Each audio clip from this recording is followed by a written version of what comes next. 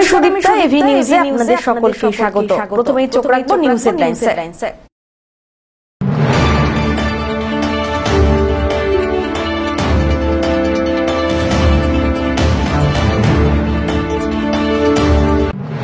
অবশেষে যানজট মোকাবিলায় অসমাপ্ত সেতুর কাজে উদ্যোগী জলপাইগুড়ি পুরসভা।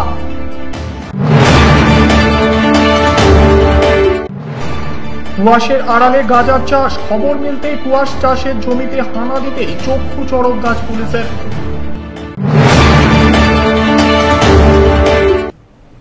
এবার আসছে বিস্তারিত সংবাদে। 3 ভাগ সেতুর অসমাপ্ত কাজ করবে পৌরসভা। যানজট মোকাবিলায় অসমাপ্ত সেতুর কাজে উদ্যোগী জলপাইগুড়ি পৌরসভা। এবার প্যাচ খুলে দেবে, নতুনভাবে সেতুর কাজ করবে জলপাইগুড়ি পৌরসভা। জলপাইগুড়ি পৌরসভার অন্তর্গত রবীন্দ্র ভবন সংলগ্ন করলা নদীর ওপরে সেতু তৈরি করার উদ্যোগ নেন প্রাক্তন মন্ত্রী অশোক ভট্টাচার্য। বর্তমানে বেশ কয়েকটি বছর পার হয়েছে, কিন্তু সেই সেতু অসমাপ্ত অবস্থাতেই রয়েছে।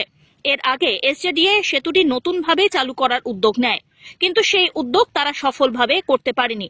এবারে জলপাইগুড়ি পৌরসভা সেই সেতুর কাজ শুরু করবে। সেতুটি নতুনভাবে চালু হবে।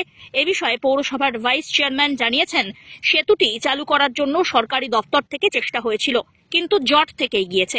এবার জলপাইগুড়ি পৌরসভা নিজের উদ্যোগে সেতুর কাজ করবে। পাশাপাশি শহরে আরও একটি সেতু তারা তৈরি করবে বলে জানা গিয়েছে। ভট্টাচার্য যখন পৌর নগর উন্নয়ন মন্ত্রী ছিলেন বাবু সরকারের, তখন এটা উদ্বোধন হয়েছিল শিলান্যাস, এবং তারপর কাজ শুরু হয়েছিল। কিন্তু এসজিডিএ এমনভাবে অশোকবাবুর আমলে এমন লাল ফিতের ফাঁসে পড়ে গেল এই সেতু, বেশ ফাঁস আর কেউ খুলতে পারল। তাই পৌরসভার কারোর জন্য অপেক্ষা করবেন। পৌরসভা নিজেই জলপাইগুড়ি শহরের যানজট কমানোর জন্য, মানুষের সুরাহা করার জন্য দুটো অ্যাপ্রোচ রোড দিদিকে বানিয়ে দেবে, একটা সমাজপাড়া দিকে, একটা হাসপাতাল। আমরা তো এই অপেক্ষাতেই আছি, কারণ দীর্ঘদিন থেকে এই অর্ধ সমাপ্ত অবস্থায় এই ব্রিজটা পড়ে আছে। যদি এই ব্রিজটা পৌরসভা খুব দ্রুততার সাথে করে, তাহলে জলপাইগুড়িবাসীর একটা বড় অংশের মানুষের খুবই উপকার হবে। আমরা চাই যে দ্রুত যাতে এই ব্রিজটার কাজ সম্পন্ন হয়। যদি পৌরসভায় উদ্যোগ নেয় তাহলে তো খুবই ভালো, আমরা সেই প্রত্যাশাতেই থাকবো। এমনি শহরে যানজট, এটা হলে কতটা সুবিধা হবে? যানজট হলে বিশেষ করে এই মার্চেন্ট রোডের যে সমস্ত মানুষ দিনবাজার থেকে শুরু করে বেগুনটারি এবং কদমতলাতেও যে সমস্ত মানুষরা যাতায়াত করে, বিশেষ করে ডুয়ার্সের একটা বড় অংশের মানুষ, ধূপগুড়ি ময়নাগুড়ি থেকে শুরু করে এই পাশের সদরের একটা অংশ, তারা কিন্তু খুবই উপকৃত হবে। খুবই যা পরিষেবা আর কি, তাতে এই ব্রিজটা হলে বিশেষ করে হাসপাতালটা, এই দিক থেকে হাসপাতালের দূরত্বটা খুবই কম, ফলে সদরের এই অংশ থেকেও মানুষ এই ব্রিজের উপর দিয়ে যেতে পারবে খুব সহজেই হাসপাতালে। আবার ডুয়ার্সের একটা অংশ বা তরাইয়ের একটা অংশের মানুষও কিন্তু এই ব্রিজ দিয়ে জলপাইগুড়ি শহরে ঢুকতে পারবে, ফলে খুবই উপকার হয় মানুষের। কুয়াশের আড়ালে গাঁজার চাষ, খবর মিলতেই কুয়াশ চাষের জমিতে হানা দিতেই চক্ষু চড়ক গাছ পুলিশের। ধূপগুড়ি ব্লকের ঝাড় আলতা গ্রাম 1 নম্বর গ্রাম পঞ্চায়েতের পূর্ব ডাউকিমারি এলাকার ঘটনা। প্রায় 20 একর জমিতে কুয়াশ গাছ, আর সেই কুয়াশ ক্ষেতের জাংলার নিচে জমির আলে চাষ হচ্ছে গাঁজা। গোপন সূত্রে খবর পেয়ে ধূপগুড়ি থানার আইসি এবং ডাউকিমারি ফাঁড়ির ওসির নেতৃত্বে বিশাল পুলিশ বাহিনী হানা দিল এলাকায়। প্রায় 400 গাঁজার গাছ কেটে পুড়িয়ে দেওয়া হলো পুলিশের তরফে। সম্প্রতি ধূপগুড়ি ব্লকের গাধেয়ার কুঠি গ্রাম পঞ্চায়েত এলাকায় প্রায় কয়েকশো গাঁজা গাছ পুড়িয়ে নষ্ট করা হয়। পাশাপাশি ধূপগুড়ি স্টেশন মোড় এলাকায় গাঁজা পাচারের চেষ্টার অভিযোগে 4 জনকে পুলিশ হাতে না হাতে পাকড়াও করে। এরপর ওই অভিযানে বিপুল গাঁজা উদ্ধারের ঘটনা ঘটে। এরপর ওই অভিযানে বিপুল গাঁজা উদ্ধারের ঘটনা। এদিনের উদ্ধার হওয়া গাঁজা গাছগুলি অধিকাংশই পরিণত প্রায়। তবে কুয়াশের মাঝে অবৈধভাবে এই লক্ষ টাকার গাঁজা চাষ সত্যি এলাকার উদ্বেগের সৃষ্টি করেছে। স্থানীয় বাসিন্দা বিমল রায় জানান, নেশা জিনিসের সমাজ অবক্ষয়ের পথে যাচ্ছে। কুয়াশ বা বিভিন্ন ফসল চাষের আড়ালে এই চাষ হচ্ছে বিভিন্ন এলাকায়। বাইট পুলিশ সূত্রে জানানো হয়েছে, এই ধরনের অভিযান আগামী দিনে আরো চলবে। আমার বাড়ি মধ্যটুকুমারি। কি করছে আজকে পুলিশ? বুঝি যে গাঁদা গাছ কাটতেছে। এখানে কি চাষ হয় গাজার? চাষটাই জাংলার নিচে কাটছে। এই এলাকায় কতগুলো কি জাংলার নিচে মালিক কে? মালিকটা বলতে পারবো না, এই যে জাংলা রাখতে পারছে।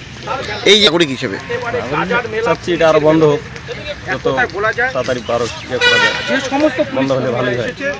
এই যে খুব ভালো অভিযান করছে, কাটতেছে, খুব ভালো ভালো লাগে। কতটা এরিয়াতে গাজা আছে এই এলাকায়? এলাকায় এখানে এইটুকুই ছিল, আমাদের এখানে এইদিকে না। এটা কি চাষ করা? চাষ কি 2-4টা আলের মধ্যে কারে, এমনি তো কুয়াশের চাষ এখানে। 2-4টা করে গেলে তো অনেকই আছে, জমি তো 150 বিঘা জমি কুয়াশের জাংলা হয়, নিচে কাটছে। ধীমান রায়ের রিপোর্ট।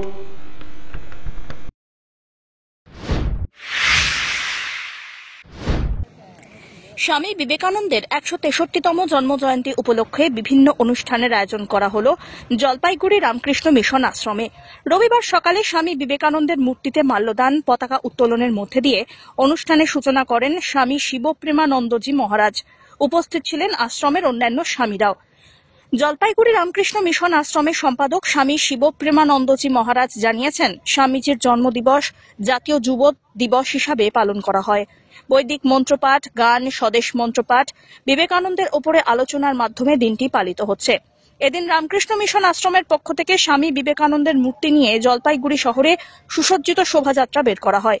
শোভাযাত্রায় শাশ্বত ভারত রথ, tableau, police band, Ramakrishna mission আশ্রমের ভক্তরা, বিভিন্ন স্কুলের ছাত্রছাত্রীদের পাশাপাশি শহরের বিশিষ্ট জনেরাও অংশগ্রহণ করেন। জলপাইগুড়ি শহর পরিক্রমা করে এই শোভাযাত্রা। ইংলিশ ক্যালেন্ডার মতে 12th জানুয়ারি হলো স্বামীজির জন্মদিন। গভর্নমেন্ট অফ ইন্ডিয়া ডিক্লেয়ার করেছেন ন্যাশনাল ইউথ ডে বলে। স্বামীজিকে সবাই মনে করে ইউথ আইকন। যুব সমাজকে একজন আদর্শ পুরুষের দরকার আছে, ওটা একমাত্র স্বামী বিবেকানন্দ হতে পারেন আদর্শ পুরুষ, চরিত্রবান পুরুষ। সেই জন্য স্বামীজিকে আমরা ইউথ আইকন, যুব আদর্শ বলে এটা পালন করা হয় ন্যাশনাল ইউথ ডে। আমরা রামকৃষ্ণ মিশন আশ্রম জলপাইগুড়ি প্রত্যেক বছর গ্র্যান্ড প্রসেশন আয়োজন করি। আমাদের শাশ্বত ভারত রথ আছে, আমাদের বিবেক বাহিনী আছে, আরও গ্র্যান্ড ট্যাবলোগুলি থাকে। মোর দেন 900 স্টুডেন্টস পার্টিসিপেন্টস থাকবে। আমরা 1 আওয়ার প্রসেশন করে আসব। তারপরে শর্ট স্পিচগুলি থাকে, গানগুলি থাকবে, যোগা থাকবে। তো এরকম অনুষ্ঠানটা আয়োজন করা হয়। লাস্টে আমরা কমপ্লিমেন্টারি গিফট আর প্রসাদ প্যাকেটটা দেওয়া হয়। সব্যসাচী মজুমদারের রিপোর্ট, এভি নিউজ।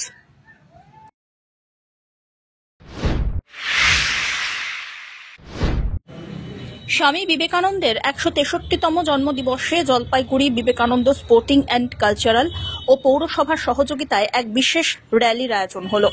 স্বামী বিবেকানন্দের জন্মদিবসে Vivekananda sporting and cultural club এবং পৌরসভার সহযোগিতায় প্রত্যেক বছরই জলপাইগুড়ি সোনা উল্লা বিদ্যালয় সংলগ্ন বিবেকানন্দের মূর্তি থেকে এই র্যালির আয়োজন হয়। এই র্যালিটিতে জলপাইগুড়ি শহরের বিভিন্ন বিদ্যালয়ের ছাত্রছাত্রীরা অংশগ্রহণ করেন। এছাড়াও পৌরসভার চেয়ারপারসন পাপিয়া পাল সহ অন্যান্যরা ছিলেন এই র্যালিতে। বিবেকানন্দ স্পোর্টিং অ্যান্ড কালচারাল ক্লাবের সম্পাদক উত্তম বোস প্রত্যেক বছরই এই র্যালির বিশেষভাবে ব্যবস্থা করে থাকেন। এবারও তাই আয়োজন হয়েছে। এরপর র্যালি শেষে প্রত্যেকের মিষ্টি মুখ করা হয়।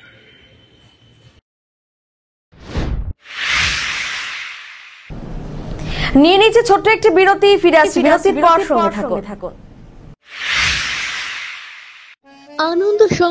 আনন্দ সংবাদ। জলপাইগুড়িতে এই প্রথমবার জিন্দাল গ্রুপ অফ কোম্পানির জেএসডব্লিউ পেইন্টস নিয়ে এলো আপনাদের সুপরিচিত আগারওয়ালা ট্রেডার্স। সর্বভারতে প্রথমবার যে কোনো কালার পাবেন এক দামে, পাবেন চন্দন সুগন্ধিযুক্ত ওয়ালপুটিও। এছাড়াও ডিস্টেম্পারের থেকে সামান্য কিছু বেশি দামে পেয়ে যাবেন প্লাস্টিক পেইন্ট, রয়েছে অ্যান্টি মসকুইটো পেইন্ট, এছাড়াও রয়েছে প্রাইমার এবং টার্পেনবিহীন সরাসরি ব্যবহারযোগ্য এনামেল। রং ম্যাচিং ও প্রোডাক্টের বিবরণ কোম্পানির অভিজ্ঞ লোক দ্বারা সাহায্য করা হয়। অধিক কভারেজ এবং গ্যারান্টিযুক্ত এবং সকল প্রোডাক্টে রয়েছে আকর্ষণীয় ছাড়। তাই দেরি না করে আজই আসুন আমাদের ঠিকানায়। আমাদের ঠিকানা Agarwala traders, Shantipara public bus স্ট্যান্ডের বিপরীতে।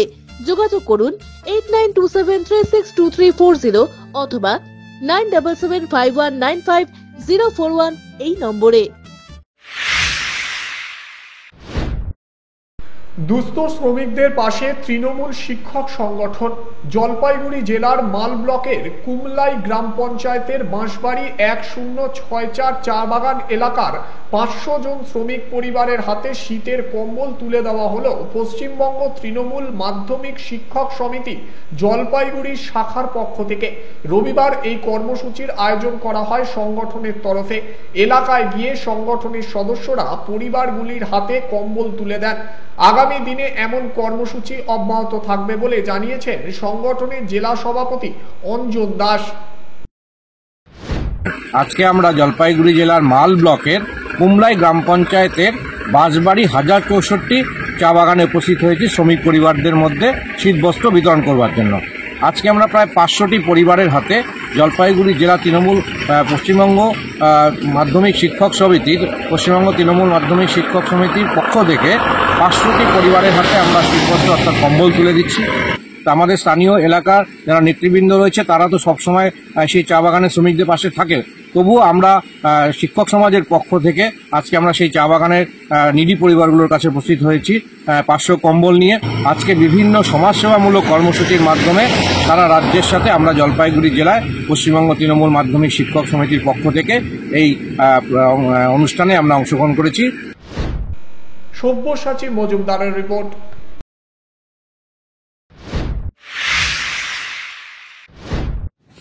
শুরু হয়েছে পিকনিকের মরশুম। রবিবাসরীয় পিকনিক ঘিরে জমজমাট জলপাইগুড়ি শহর সংলগ্ন তিস্তা স্পার।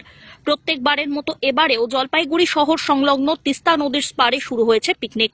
উল্লেখ্য, জলপাইগুড়ি তিস্তা নদীর স্পার অর্থাৎ নদীর চর এলাকা সকলের কাছেই প্রিয়। এদিন বেশ কিছু পিকনিক পার্টিকে আনন্দ উপভোগ করতে দেখা যায়। উল্লেখ্য, শহর এবং শহর সংলগ্ন এলাকা থেকে প্রত্যেক বছর প্রচুর পিকনিকের দল উপস্থিত হয় তিস্তা স্পারে।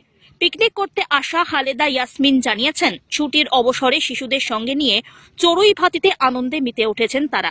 তিস্তা নদীর স্পার এলাকায় পরিবেশ অত্যন্ত ভালো, পিকনিক করার আদর্শ জায়গা এটি। পিকনিক করতে তিস্তা স্পারে এসেছেন, সবাই মিলে একসঙ্গে আড্ডা হই হুল্লোড় করে উপভোগ করছেন এই দিন। মিলে আসছি সব ফ্রেন্ড সার্কেল।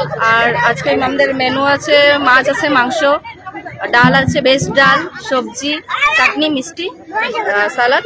বাস। কিভাবে এনজয় করছেন? আমরা ভীষণ এনজয় করছি, সবাই মিলে এনজয় করছি আর সবাই ভীষণ খুশি।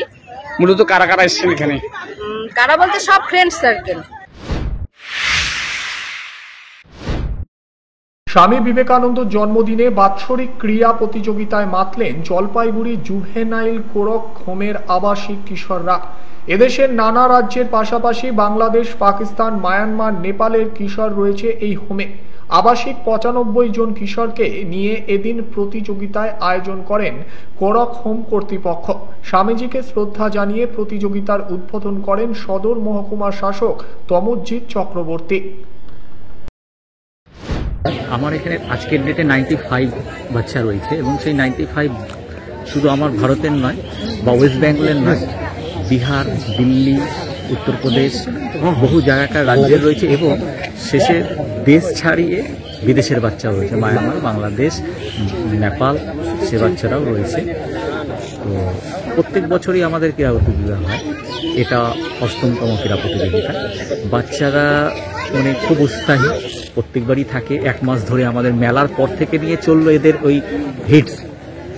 তো এদের আনন্দই হচ্ছে আমাদের কাছে আনন্দ। তারপরে তো দিনভর চলবে।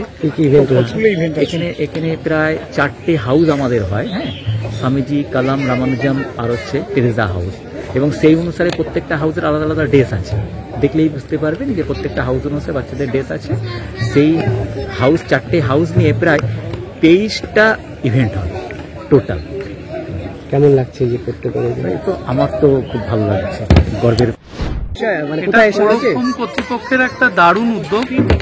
ওনারা গৌতম বাবু এবং ডিএসডব্লিউ সাহেব ওনারা করেছেন, কর্মঠ মানুষ দুজনেই।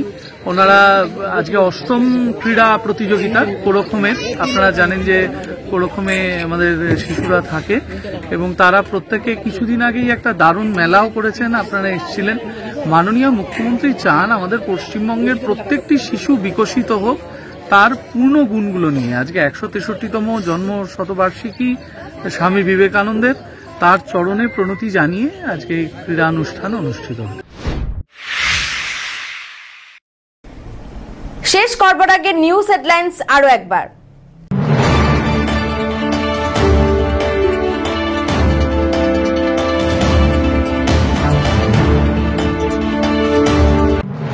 অবশেষে যানজট মোকাবিলায় অসমাপ্ত সেতুর কাজে উদ্যোগী জলপাইগুড়ি পুরসভা।